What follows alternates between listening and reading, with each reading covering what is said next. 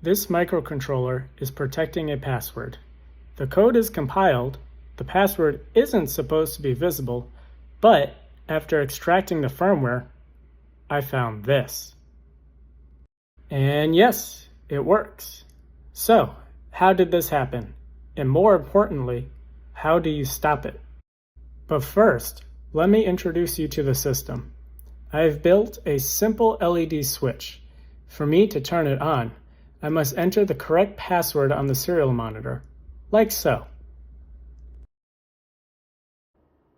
Of course, if I get the password wrong, the system will not turn on the light unless I reset it. When a program runs, variables live in different memory regions. Local variables usually sit on the stack, while global and static variables are typically placed in dedicated memory sections. However, I have intentionally stored the password in flash, which is something that real embedded devices do. This way, if the board loses power, the password is not lost. Right now, the password is stored as plaintext. If an adversary were to extract the firmware, it would be too unintelligible as machine code to read, right? Well, first, I start with the same tool as an attacker, our good old friend, the AVR dude. I read the board's firmware off into a hex file and convert the hex file into an assembly dump. Now reading this file, this looks useless. Thousands of lines and nothing that resembles a password. So case closed? Not quite.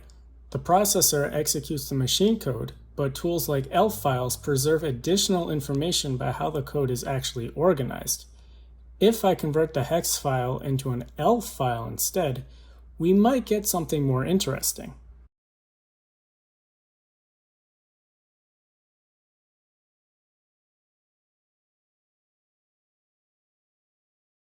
And just like that, there's our password. It really is that easy.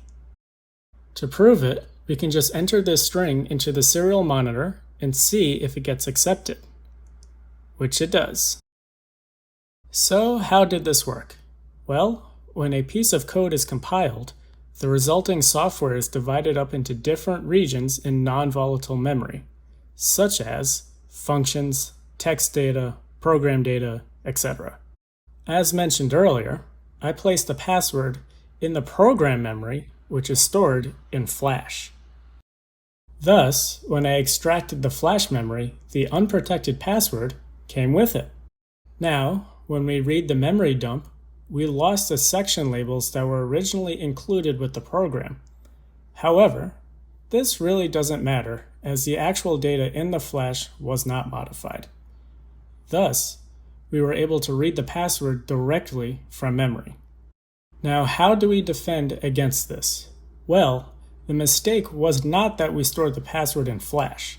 The mistake was storing sensitive information in an easily recoverable format. So, if we utilize hashing, we can make the password unrecoverable. I have modified the software to be able to support hashing. First change you probably noticed is the password is gone. In its place is a string of seemingly random characters, but these characters are actually the hash digest of our password. Next, when the user guesses a password, it will take a hash digest of the entered text and compare it to the stored hash. If it matches, the light comes on. If not, it remains off. Let's see this in action. Back to the monitor. If I type in the correct password, the light comes on.